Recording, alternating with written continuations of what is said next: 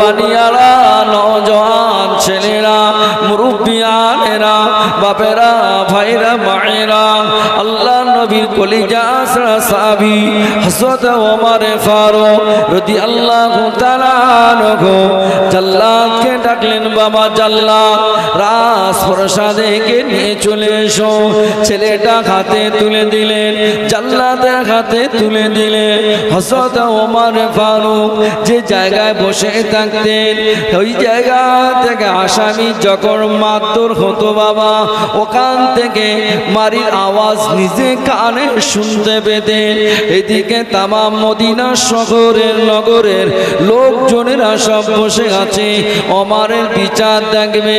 জাল্লাদ মারতে লাগে, যেহেতু তার নেতার ছেলে বলে, লিডারের ছেলে বলে মারটা হচ্ছে একটু আস্তে আস্তে।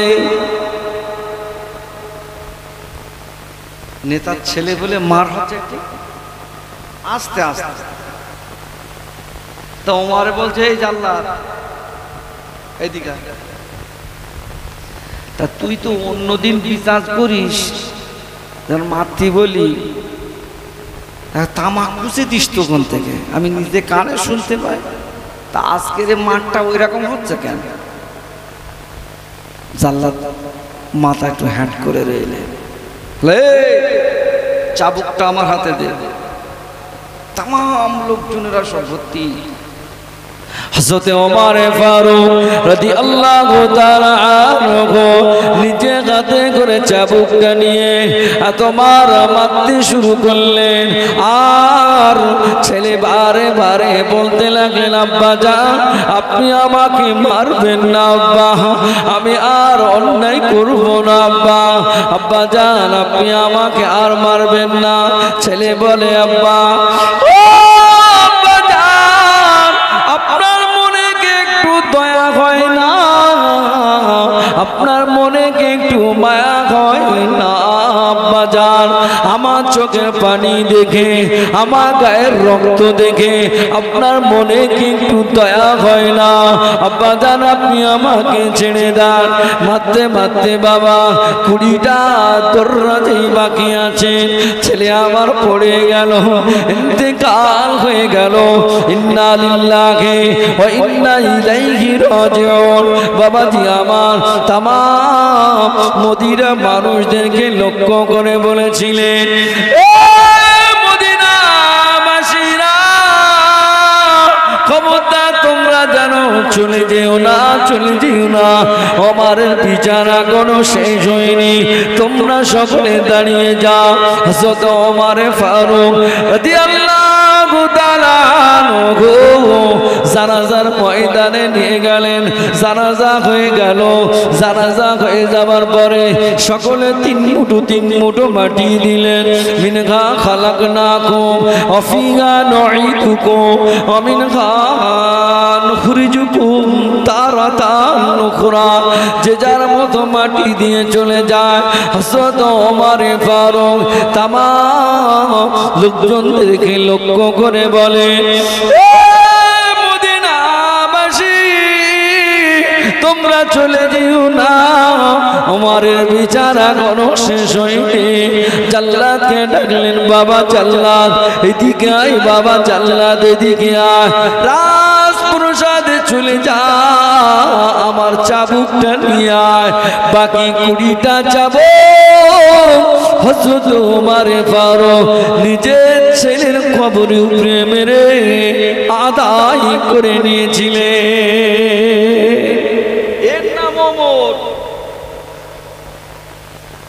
আর এখন বিচার করতে যাও, আগে দেখে নেবে একেবারে ভোট কটা,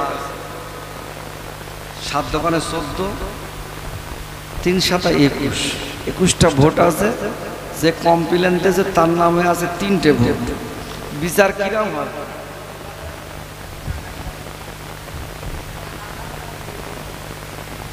টাকা নিয়ে, তার টাকা নিয়ে, টাকা তো সব এক কাপে চায় সব উল্টে যায়। কি বুঝলে? কথা বুঝতে পারছেন? ওই ওমরের ছেলের কি বলেছে অস কিন্তু ভুলে যায়নি, গোলামের বাচ্চা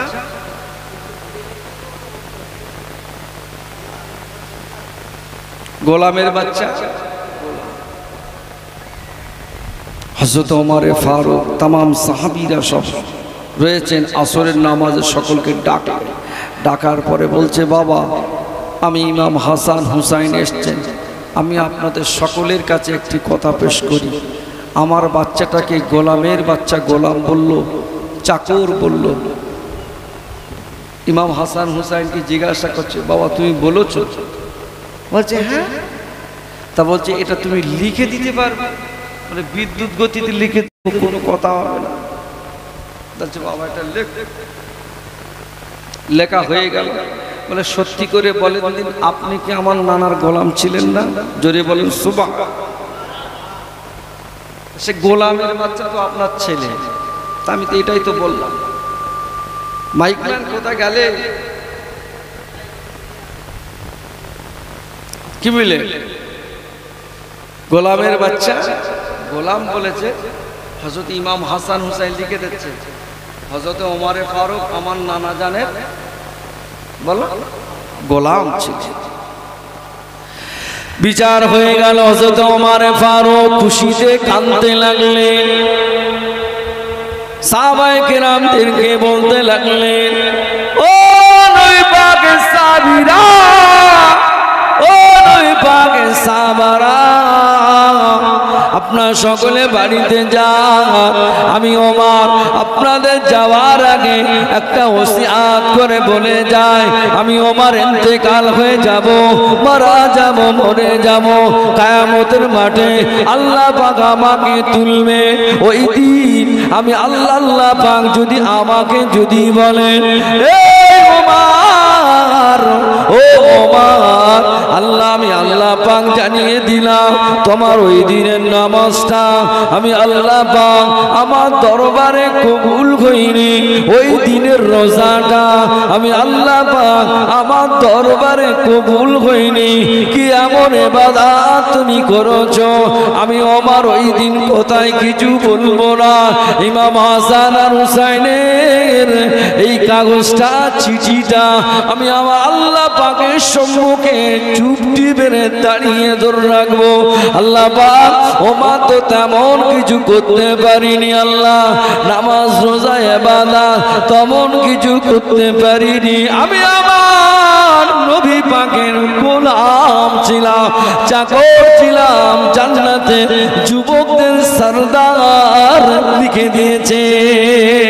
আল্লাহ পাক বলে দেবে, রে আমার ওমর, আমি আল্লাহ পাক আমি আপনাকে জানিয়ে দিলাম ওমর, আমার নবী যে জান্নাতের ভিতরে, আমি আল্লাহ পাক আমার 8টি বেহেশতের দরওয়াজা খুলে দিলাম। যে জান্নাত তোমার পছন্দনীয় ওই জান্নাতের ভিতরেই চলে যা। ও আল্লাহ পাকের বান্দা বান্দিরা, ওই ওমরে ফারুক জীবনে কোনোদিন কষ্টই জীবনে হারাম খাননি। হযরত মা ফাতেমা বাড়িতে একদিন ওনারে চুলোয় আগুন উঠেছে, 2 দিন উঠেনি, 3 দিন উঠেছে, 5 দিন উঠেনি। এতটা কষ্ট থাকাকালীন ইমাম হাসান হুসাইন বলছে, আম্মা জান কিছু খেতে দান। আম্মা ফাতেমা বলতে লাগলেন, বাবা হাসান, ও বাবা হুসাইন, তেমন কিছু বাড়িতে নাই, কিছু নাই। কোথায় পাবো মা? খুব খিদে লেগেছে, আর 2 দিন ভুগায় রয়েছে, কিচ্ছু খেতে দেয়। মা ফাতেমা বলছে, তোমার নানার মসজিদে যাও, ওখানে দেখো কিছু গনিমতের মাল বিলি করছে। ইমাম হাসান হুসাইন ওই কাতারে দাঁড়িয়ে গেল। ইমাম নবীর বংশধরদের জন্য যাকাত ফিতরা হলো হারাম। যাকাত ফিতরা দান সদকা এগুলো কি হারাম। নবী পাক গনিমতের মাল বিলুতি হযরত ইমাম হাসান আর হুসাইনের সামনে, আরে বাবা হাসান, তুমি এই কাতারে? না নানা জান, খুব ক্ষুধা লেগেছে, আজ 2 দিন অনাহারে, পারি না, মা বুঝিয়ে রেখেছে, বাড়িতে আর কিচ্ছু নেই। বাবা হাসান তুমি 2 দিন, আমি রাসূলুল্লাহ 1 সপ্তাহ হয়ে যাচ্ছে, জোরে বল। বাবা হাসান বাবা হুসাইন গনিমতের মাল তোমাদের জন্য, সবর করো হাসান, ধৈর্য ধরো হাসান। আমি রাসূলুল্লাহ কথা দিচ্ছি আল্লাহ তোমাকে জান্নাতের যুবকদের সওদার করবে। বাড়িতে চলে আসলেন, বাড়িতে আসবার পরে আম্মা জানের দরওয়াজায় আওয়াজ দিলেন, আম্মা জানের দরওয়াজা খুলে দিলেন। আম্মাকে বলে মা নানা জানের কাছে গিয়েছিলাম, নানা জান আমাকে কিছু খেতে দিল না মা, মা আমি কি করব মা, আর খোদার জ্বালা যন্ত্রণা সইতে পারি না গো মা। আম্মা জান বলতে লাগলেন বাবা বেটা ছেলে তুই সন্তান হয়ে মায়ের আঁচলটা ধরে কাঁদিস, আমি তোর মা হয়ে বলছি বাবা আমার ঘরে তেমন কিছু নাই। মা তম্বি করলেন, রাগ করলেন। ইমাম হাসান হুসাইন ঘরের দরওয়াজা খুলে চলতে লাগলেন। এদিকে আল্লাহ নবী আসলেন, মা ফাতেমার বাড়িতে সালাম দিলেন। সালাম দেওয়ার পরে ঘরের দরওয়াজা খুলে দিলেন, ঘরের ভিতরে প্রবেশ করলেন। আম্মা জান মা ফাতেমাকে ডাকতে লাগলেন, ও কন্যা বেটি ফাতেমা আমার নানু ভাই কোথায়, আমার ইমাম হাসান কোথায়, আমার ইমাম হুসাইন কোথায়? আব্বা জান আপনার কাছে গিয়েছিল আব্বা, আপনি ওদেরকে কিছু খেতে দেননি আব্বা, ওরা নিরুপায় হইয়া বাড়িতে এসেছিল আব্বা, আমি মা হয়ে আমার কাছে চাইছিল, আমি মা হয়ে কিছুই দিতে পারলাম না, একটু বকাবকি করলাম, ওরা করে দরওয়াজা খুলে এই দিক দিয়ে চলে গেল। আল্লাহ নবী ফাতেমাকে বলতে লাগলেন, ও আমার বেটি ফাতেমা খবরদার আমার ইমাম হাসান হুসাইনকে বকবে না, আমার ইমাম হাসান হুসাইনকে তম্বি করবে না। আল্লাহ নবী করে দরওয়াজা খুলে ছুটে ছুটে জঙ্গলের দিকে চলে গেল। জঙ্গলের দিকে খুঁজে খুঁজে পায় না, দেখতে পাওয়া গেল জঙ্গলে হিংস্র বাঘ ভাল্লুকেরা দাঁড়িয়ে রইল। আল্লাহ নবীকে সালাম দিলেন, আল্লাহ নবী সালামের জবাব দিলেন। আল্লাহ নবী বলতে লাগলেন, এ জঙ্গলে জঙ্গলি বাঘেরা তোরা বললা রে আমার হাসান কোথায়, আমার হুসাইন কোথায়, তোরা কি আমার হাসানকে খেয়ে ফেললি, তোরা কি আমার হুসাইনকে খেয়ে ফেললি, বললা রে বল। ওই সময় বলতে লাগলেন, ইয়া রাসূলুল্লাহ ইয়া হাবিবাল্লাহ হুজুর আপনার হাসানকে আমরা খাইনি, হুজুর আপনার হুসাইনকে আমরা খাইনি। ওই জঙ্গলটা পেরিয়ে মরুভূমি পাহাড়ের ধারে আপনার হাসান গড়াগড়ি খায়, ক্ষুধার জ্বালা যন্ত্রণা আল্লাহ আল্লাহ আল্লাহ বলে ডাকে, ইয়া রাসূলুল্লাহ ইয়া রাসূলুল্লাহ ইয়া রাসূলুল্লাহ বলে না না না না বলে চিৎকার দেয়। আল্লাহ নবী দৌড়ে গেলেন। আল্লাহ নবী দৌড়ে যাওয়ার পরে হাসান ঘুমিয়ে পড়লেন, হুসাইন লুটি পাটিকে ঘুমিয়ে পড়লেন। আল্লাহ নবী বলতে লাগলেন, ও বাবা হাসান, ও বাবা হুসাইন, ওঠো বাবা, ওঠো বাবা, ওঠো, অমন করতে নেই বাবা, আমি তোমার নানা জান এসেছি বাবা, উঠে পড়ো, উঠে পড়ো বাবা। আল্লাহ পাক ফেরেশতা জিবরাইলকে বলতে লাগলেন, ও আমার ফেরেশতা জিবরাইল চলে যা, চলে যা, আমার জান্নাতের ভিতরে চলে যা। ও আমার ফেরেশতা জিবরাইল চলে যা, চলে যা, আমার জান্নাতের ভিতরে চলে যা, জান্নাতের ভিতর থেকে জান্নাতি খানা নিয়ে আমার ইমাম হাসান হুসাইনকে খাইয়ে এসো। আরো জোরে বলুন সুবহান আল্লাহ পাকের বান্দা বান্দীরা, আমি আপনাদের একটা কথা বলি বাবা, ইমাম হাসান হুসাইন অত ক্ষুধার জ্বালা যন্ত্রণায় বাবা গনিমতের কাতারে দাঁড় করানোর পরেও ইমাম হাসান হুসাইন কোনদিন হারাম জিনিস ভক্ষণ করিনি। জোরে বলুন, আরো জোরে বলুন সুবহান। সেই নবীর উম্মত, সেই ইমাম হাসান হুসাইনের অনুসারী হয়ে আমাদের জীবনে হারাম জিনিস আছে না নাই?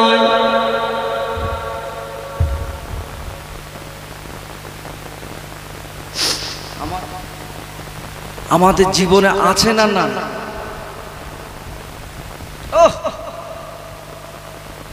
হারাম মানে কুচিয়ে দিচ্ছে, হারাম মানে কুচিয়ে দিচ্ছে। বউটা মহিলা সমিতি করে, মা গ্রুপগুলোর সেক্রেটারি। ফি রাসূলিল্লাহি উসওয়াতুন হাসানাহ। وقال الله تعالى في كلام المجيد والفرقان الحميد.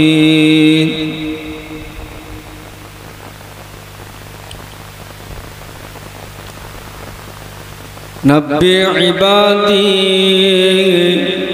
أني أنا الغفور الرحيم. قال رسول الله صلى الله عليه وسلم من أحب سنتي فقد أحبني ومن أحبني كان معي في الجنة. प्यारे खासरान मजलिस, আমার দিনদার নেককার আল্লাহওয়ালা ভাই ও বাবাজিরা, খাস করে আজকে আমাদের ভাঙড় থেকে সোনপুর থেকে বানিয়া না কি এটা, মাশাআল্লাহ, আমার যে সমস্ত বাপ ভাইরা যারা আজকে মাহফিলে এসেছে, এটা মহরম উপলক্ষে না কি গো? হ্যাঁ, এই মাহফিলে আল্লাহ পাক সকলকে বসিয়ে নেয় না, প্রথম আপনাকে ডিসাইড করতে হবে, অত সহজ ব্যাপার নয়। আর আল্লাহ সকলকে তিনি তানার ঘরের মেহমান করেন না। আর আল্লাহ পাক সকলের মসজিদে আল্লাহ ঢুকিয়ে নেন না। কয়েকটা কথা বললাম। এক, এই মাহফিলে সকলে বসতে পারে না। যদি বলেন কেমন, দেখুন এই মাহফিলে বসতে গেলে, এই জান্নাতের বাগানে বসতে গেলে বড় তকদিরওয়ালা হওয়া চাই। এখানে বসবে কারা? গরিব, অসহায়, দরিদ্র, মাঠে খাটা, ভ্যান চালক, টোটো চালক, এরাই বসবে। খুব কম যে আপনি দেখবেন, আমার অ্যানালাইজ যদি ভুল হয় আপনারা বলবেন, খুব ধনী ঘরের লোক কিন্তু খুব কম বসে। আমার মনে হয় ভুল হচ্ছে না, কি বলেন? ভুল হচ্ছে কি আলোচনা? ওরা মনে করছে আমার টাকা রেখে সব পার হয়ে যায়, কি বুঝলেন? কিন্তু ওটা ভুল। টাকা থাকলে যদি পার হতে পারো, মোহাম্মদ রফিকের নাম শুনেছে? কথা বলে না। কি করতো সে লোকটা? এই মোহাম্মদ রফিক লাস্টে হাজি সাহেব হয়েছিল, কথা ঠিক কি না? তো ওর গিন্নি দেওবন্দ মাদ্রাসায় গিয়েছে, গিয়ে বলছে এই দেওবন্দ মাদ্রাসা মানে বৃহত্তম মাদ্রাসা। তো এই দেওবন্দ মাদ্রাসায় যত ইট আছে, প্রত্যেকটা ইট পিছু আমি 10 টাকা করে দেব, মানে 1 কোটি টাকা। আমার স্বামীর কবরে কি আযাব মাফ হবে? দেওবন্দ মাদ্রাসা থেকে বলল, তোমার স্বামী যা করে গেছে, আর যতদিন ওই ঠেলা যারা শুনবে আর ঠেলবে যারা, এখানে যত শুনবে ওখানে তত চাপ পড়বে। বাংলায় বোঝা যাচ্ছে? আর যে কটা লোক বসে রয়েছে, যদি করি আবার সব ঠিকরে পালাবেন, ওই জন্য মনে করতে ভিটামিন দিয়ে সেরে দেবো। কথা বোঝা যায়? আর ওয়াজ তো 3 প্রকার আছে, আমি প্রায় জায়গায় বলি, আগে বলে নেই কোন ওয়াজ হবে। ও আসমানের দিকে একটা ওয়াজ আছে, ওয়াজ করলে সব আকাশতে চলে যায়, কারণ গায়ে লাগবে। একটা মাটির নিচের ওয়াজ আছে, মানে কবরের ওয়াজ, ও কবরে খুলতে চলে যাবে, কারণ কোনো কষ্ট কথা বলে না, হবে না। আর একটা মাটির ওপরের ওয়াজ আছে, মানে কোনটা নেবা? ওপরের ওয়াজ। আর ওপরের ওয়াজ লিখতে গেলে যে কজন বসে রে যাতে পালায় কি তার ঠিক নেই। আমার আগে থাকতে বলে লিখছি, যার যা ইস্তেঞ্জার দরকার, অজু করার দরকার, এখন উঠে গিয়ে করে স্বভাব, কারণ এখানে এইছি আর আসবো বলে আশা আমার আর করা হবে না। যতক্ষণ যা টাইম পাবো ওষুধ দিয়ে, আর আল্লাহ যদি কবুল করে আমলে নিয়েতে বলবো, সবাই যেন শোনার তৌফিক দেখ এবং আমল করার তৌফিক দেখ, বলুন আমিন। তা বলছিলাম এখানে বসবে কারা? এখানে বসতে গেলে তকদিরটা, কপালটা হওয়ার দরকার। যদি বলি কেমন, আপনার ছেলে যদি এখন কলকাতার পিজিতে যদি ভর্তি থাকতো, আপনি কি এখানে বসতে পারতেন? কথা বলতে হবে, আমি কিন্তু কবরস্থানে মিলাদ করতে আসিনি, এ পরিষ্কার কথা। আপনার বিবি ছেলে পিলের কেউ ভিতর থেকে, কারোর ভিতর থেকে যদি একজনের কেউ যদি হসপিটালে শুয়ে থাকতো, আপনি কি আসতে পারতেন? কেন? আমার বাচ্চাটা হসপিটালে বেটে কাতরাচ্ছে, আমাকে ওখানে ডিউটি করতে হবে, কখন ডাক্তার ডাকে। কথা ঠিক বলছি না ভুল বলছি বাবা? ঠিক তেমনি আল্লাহ পাক আপনার ছেলে পিলে, বিলি বাচ্চা, পরিবারকে ভালোবেসে আল্লাহ আপনাকে জান্নাতে দেবেন বলে, তা জান্নাতের সরদারের মাহফিলে আল্লাহ আপনাকে বসিয়ে নিলেন। বলেন আলহামদুলিল্লাহ, একটু জোরে বলেন আলহামদুলিল্লাহ। আর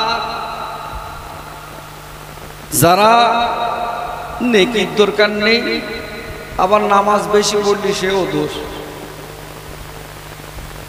ওগা গোনা বেশি, ওরা বেশি করে নামাজ পড়ুক, আমাদের সব গোনা টোনা ওসব নেই, কি বুঝলে? খুব সমস্যা। আমার বাপেরা, ভাইরা, যে আল্লাহ পাক আমাদের সকলকে জান্নাতের মাহফিলে, জান্নাতের সরদারের মাহফিলে আল্লাহ যে আমাদের বসিয়ে নিলেন, সে মাহবুদের দরবারে উচ্চ আওয়াজে একবার শুকর আদায় স্বরূপ আলহামদুলিল্লাহ পড়া যাবে কি? একটু জোরে বলা যাবে কি? আমি বলছি, সকলে আমার সাথে সাথে পড়েন আলহামদুলিল্লাহ।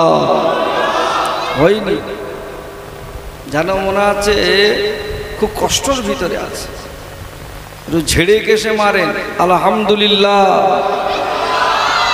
আরো একবার আল্লাহ শুকর আদায় করুন আলহামদুলিল্লাহ।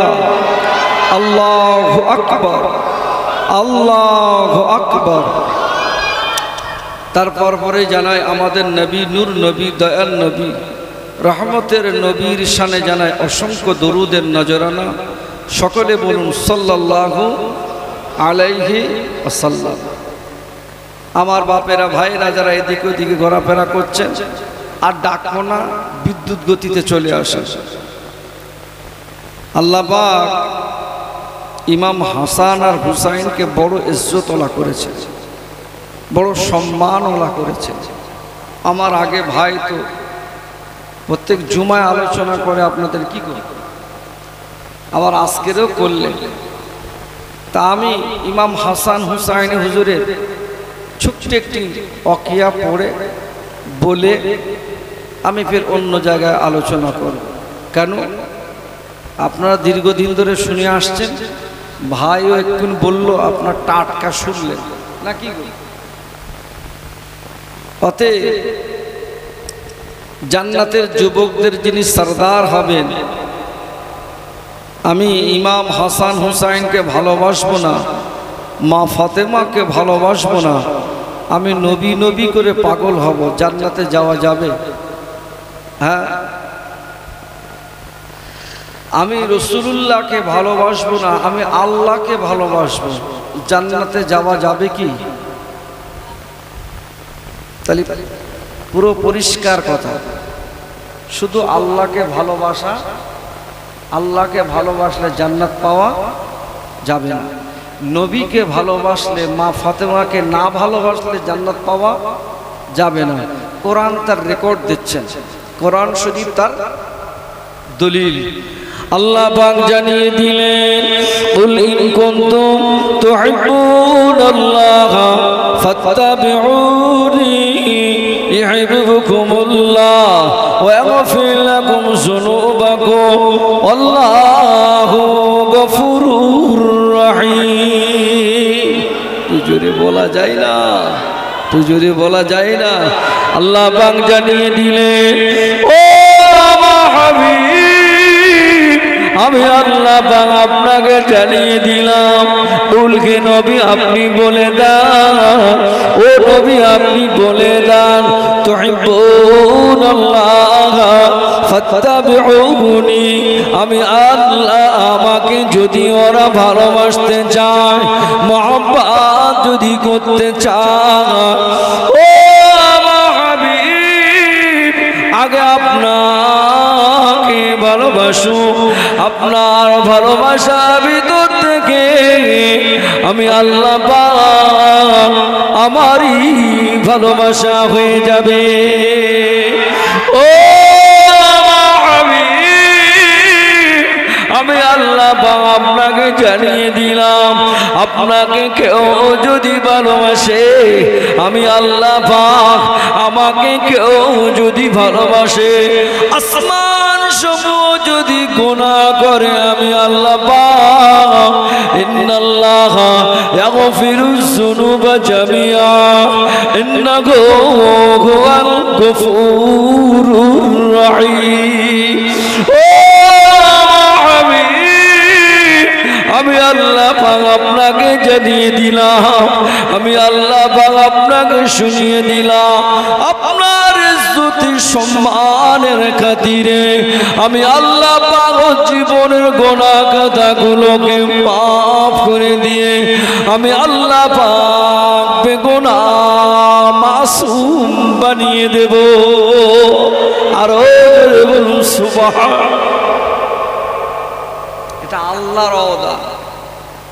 আল্লাহ বলছে, ওরা যদি আমাকে ভালোবাসতে, হাবিব আপনাকে ভালোবাসো, আপনার ভালোবাসার ভিতর থেকে আমি আল্লাহ আমার ভালোবাসা পেয়ে যাবে। এবার ওই যে বান্দাটা যদি গুনাহগার যদি হয়, আমি আল্লাহ কথা দিচ্ছি, ওর আসমান সমূহ গুনাহ আমি আল্লাহ পাক দয়া করে আপনার সম্মানের খাতিরে মাফ করে দেবো। জোরে বলো। আল্লাহ নবী কি বলছেন? আল্লাহ নবী জানিয়ে দিলেন, ও আমার উম্মাত উম্মতিরা, ও আমার উম্মাত উম্মতিরা, আমি রাসূলুল্লাহ জানিয়ে দিলাম। আল্লাহ নবী মদিনাবাসীকে লক্ষ্য করে বলতে লাগলেন, ও আমার উম্মাত উম্মতিরা, তোমরা যদি আমাকে মহব্বত যদি করো, আমার ফাতেমাকে ভালোবাসো, আমার ইমাম হাসান হুসাইনকে ভালোবাসো, কেননা আমার আল্লাহ পাক আমার ফাতেমাকে তামাম নারী দিকের জান্নাতের সরদারি বানালে।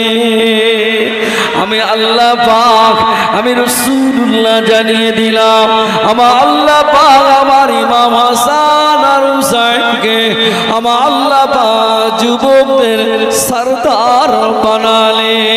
তোমরা যদি আমার হাসানকে যদি মহব্বত যদি করো, আমার হুসাইনকে যদি মহব্বত যদি করে নাও, আমি আল্লাহ পাক দয়া করে আমার ওই উম্মত উম্মতিকে সঙ্গে করে সাথে করে নিয়ে আমার আল্লাহ পাকে 8টি বেহেশতের দরওয়াজা খুলে দেবে। আল্লাহর 8টি বেহেশতের জান্নাতের দরওয়াজা খুলে দেবে।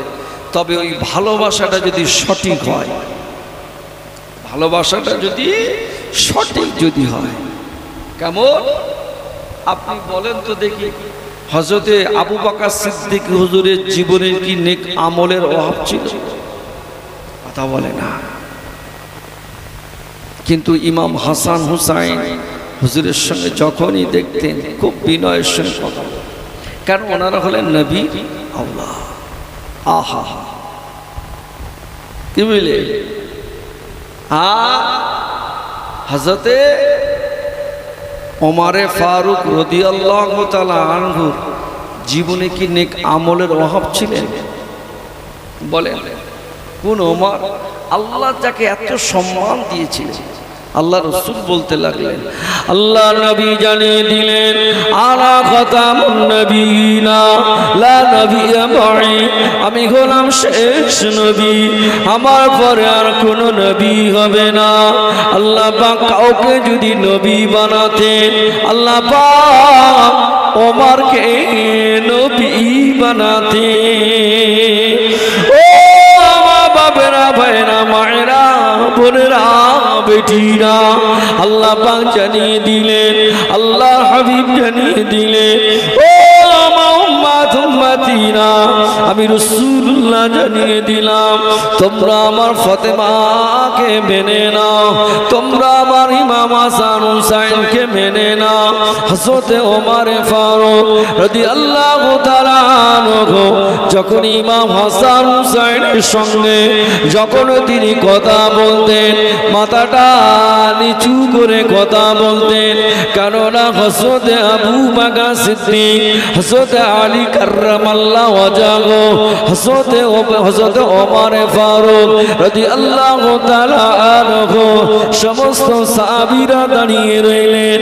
আল্লাহ নবী নামাজে মশগুল হয়ে গেলেন। ইমাম হাসান হুসাইন হুজুর আমার দুই ভাই মিলে আল্লাহ নবীর মাথার উপরে উঠতে লাগলেন। আল্লাহ নবী সিজদা থেকে মাথা তুলতে পারে না। আল্লাহ পাকের অর্ডার হয়ে গেল, ও আমার ফেরেশতা জিবরাইল, চলে যাও, চলে যাও, চলে যাও, আমার হাবিবকে গিয়ে বলো খবরদার যেন আমার ইমাম হাসান হুসাইনকে যেন পিঠ থেকে নামিয়ে না দিয়ে সিজদা যেন পড়ে থাকে। আমি আল্লাহ পাক আমার দেখতে বড্ড ভালো লাগে। ওই ইমাম হাসান হুসাইন রাদিয়াল্লাহু তাআলা আনহুমা হুজুর আবার দাঁড়িয়ে রইলেন, সাহাবায়ে কেরামেরা দাঁড়িয়ে রইলেন। আল্লাহ নবীকে বলতে লাগলেন, ও আমার নানা জান, আমি আপনাকে জানিয়ে দিলাম নানা জান, আপনি কি জানেন আল্লাহ পাক আপনার থেকে আমার আব্বা জানের সুখটা বেশি? আপনি কি জানেন আপনার নানা জানের থেকে আমার নানার ইজ্জতটা বেশি? আপনার মায়ের থেকে আমার মায়ের ইজ্জতটা বেশি? একাধিকবার বলতে লাগলেন। হযরত আলী বলতে লাগলেন, বাবা হাসান, ও বাবা হুসাইন, অমন কথা বলতে নেই নানা জান, নানা জান, নানা জান, আপনি সত্যি করে বলুন আপনার নানাকে কটা মানুষ চেনে? বলছে আমার নানাকে বেশি মানুষ চেনে না, কিন্তু আপনি জানেন আমার নানা এমন একটি নানা, তিনি অন্য কেউ নয়, আল্লাহ নবী মুহাম্মদুর রাসূলুল্লাহ। ও নানা জান, আপনার আম্মাকে কজন মানুষ চেনে? আপনি কি জানেন? বলে না, আমার আম্মাকে বেশি মানুষ চেনে না। আমার আম্মা এমন একটা মানুষ, আপনার কি জানেন? নানা জান, আপনি কি জানেন? আমার আম্মা জান হলো তামাম নারীদের, যুবকদেরই সরদারিনী। জোরে বলুন, আরো জোরে বলুন। এইভাবে বলতে লাগলেন, সাহাবায়ে কেরামেরা অবাক হয়ে গেলেন। আল্লাহ নবী টুকরে টুকরে কাঁদতে লাগলেন। হযরত ওমর ফারুক আল্লাহ নবী বিদায় নিলেন। বাবা আবু বকর সিদ্দিক হুজুর বিদায় নিলেন। মদিনার রাষ্ট্রপতি ছিলেন হযরত ওমর ফারুক। সবকিছু সব হয়ে গেল। আল্লাহ নবী বিদায় নিলেন, হযরত আবু বকর সিদ্দিক হুজুর বিদায় নিলেন। মদিনার রাষ্ট্রপতি কে? হযরত ওমর ফারুক। হযরত ওমরে ফারুকের একটি ছেলে ছিলেন যার নাম হলো আব্দুল্লাহ। ইমাম হাসান আর হুসাইন দুই ভাই খেলাধুলা করতেছেন, আর আব্দুল্লাহ রয়েছে ওমরের ছেলে। ইমাম হাসান হুসাইন বলছে, এই গোলামের বাচ্চা গোলাম, চাকরের বাচ্চা চাচা বলে ইঙ্গিত করে কথা বললেন, খুব কষ্ট পেলেন। এখানে যদি কোনো প্রধানের ছেলেকে যদি বলে এরকম, বিচার কিরাম হবে বাপ? হ্যাঁ, সাপ পেটা দেখেছে, শুনেছেন, দেখেন ভাঙড়ের দেখ,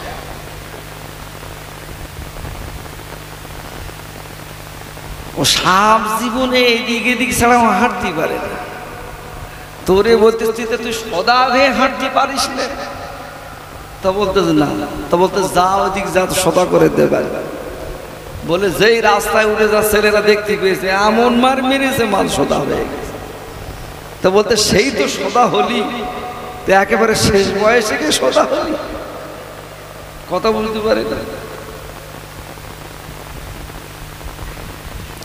হযরত ওমরে ফারুকের ছেলে আব্দুল্লাহ কাঁদতে কাঁদতে বাড়িতে চলে আসলেন। আব্বা কি হলো?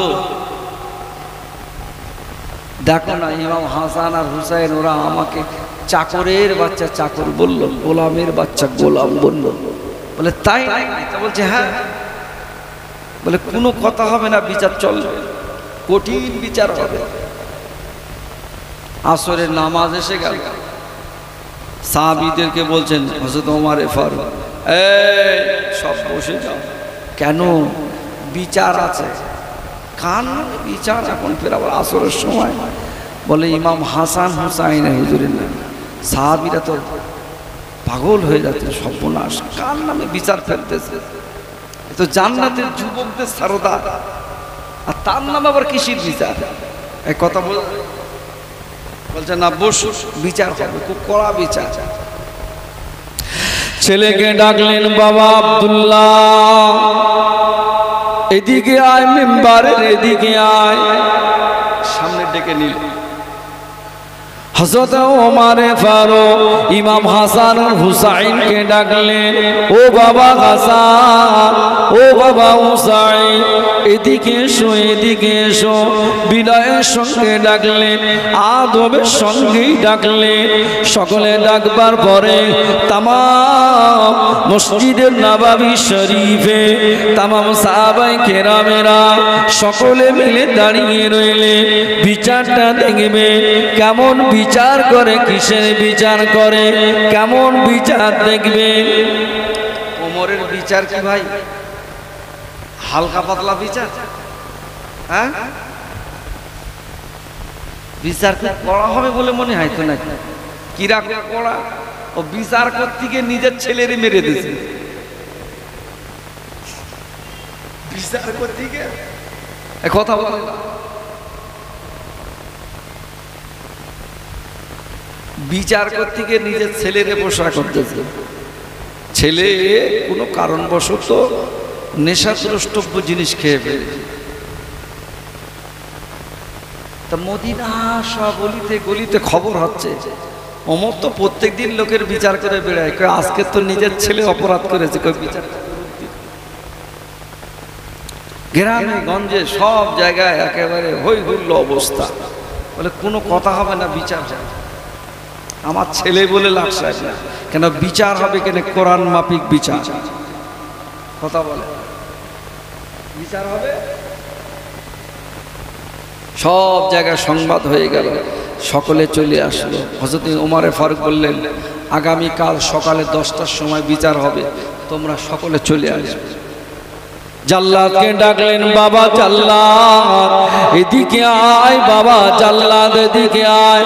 আমার ছেলেটাকে নিয়ে 80 ঘা বেত্রাঘাত মারতে শুরু করো। 80টা চালা।